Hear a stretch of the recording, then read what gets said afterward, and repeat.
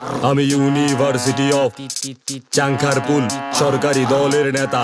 দেশের সমসাময়িক রাজনীতি আর বিশ্ববিদ্যালয় কেন্দ্রিক ক্ষমতার টানাপোড়েন, এই বাস্তবতাকে মিলিয়ে তৈরি ছবি দ্য ইউনিভার্সিটি অব চাংখারপুল।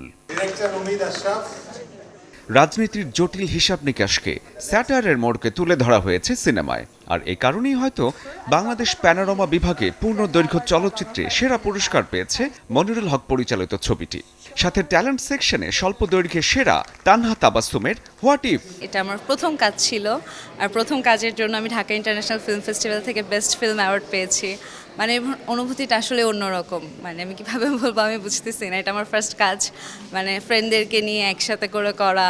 প্রথমে কেউ ভাবতেও পারিনি যে আমরা একটা উচ্চতায় চলে যাব। খুব ছোট একটা টিম নিয়ে এত বড় মানসিকতার কাজ আমরা আসলে কিভাবে নামাতে পারবো আমরা ভাবিনি। খুবই চ্যালেঞ্জিং একটা ব্যাপার ছিল, কিন্তু তারপরেও আমার টিম যেখানে আমাদের সাথে, আমাদের ডিরেক্টর আকাশ হক, সে আমাদেরকে খুবই চমৎকারভাবে সাপোর্ট করেছেন। আমাদের অ্যাক্টর কো অ্যাক্টর যারা আছেন, সাউন্ড ইঞ্জিনিয়ার যারা আছে, এবং তার সাথে আমাদের পুরো টেকনিক্যাল টিমকে অনেক অনেক ধন্যবাদ। লিলি বিউটি সোপ, যার অ্যান্টি এজিং গুণ তারুণ্য ধরে রেখে ত্বকে করে উজ্জ্বল, তারুণ্যময় উজ্জ্বল ত্বকের জন্য। রিমার্ক। নান্দনিক চলচ্চিত্র, মননশীল দর্শক, আলোকিত সমাজ, এই স্লোগানে টানা কয়েকদিনের সিনেমা উৎসব। জাতীয় জাদুঘরের মূল মিলনায়তনে ছিল সমাপনী অনুষ্ঠান।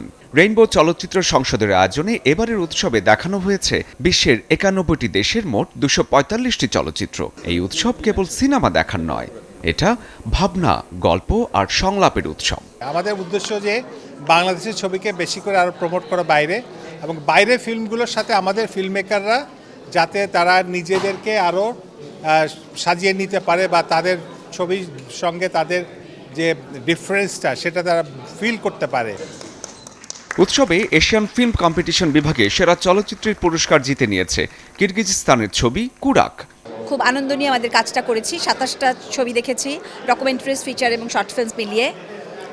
আমার সাথে ফিলিপিন্স থেকে মারিয়া ছিলেন, ইউকে থেকে ছিলেন আলেকজান্ড্রা, অস্ট্রেলিয়া থেকে ছিলেন রোনাক তাহের। তো we had a very good time together.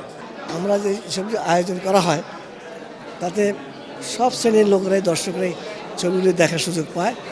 এবং আমরা যেটা মনে করি যে আন্তর্জাতিক ফিল্ম ফেস্টিভ্যালের মাধ্যমে এই দেশে যারা চলচ্চিত্র প্রেমী আছে, যারা চলচ্চিত্র নির্মাণ করে, তারা সবাই উপকৃত হবে।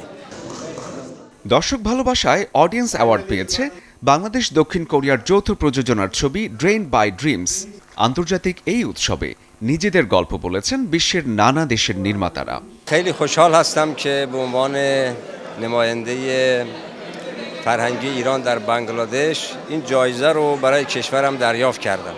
선택된 것도 고맙고, 그 부분에 대해서 상을 받은 것은 모든 인간들의 그 영적인 가장 큰 부분을 이렇게 알려줄 수 있는 부분이라서 아주 기쁘고 좋습니다. 24তম ঢাকা আন্তর্জাতিক চলচ্চিত্র উৎসব শেষ, কিন্তু মনে রয়ে গেল সিনেমার রেশ। কারণ এখানে সিনেমা শুধু পর্দায় নয়, এখানে সিনেমা বাঁচে দর্শকের ভেতর।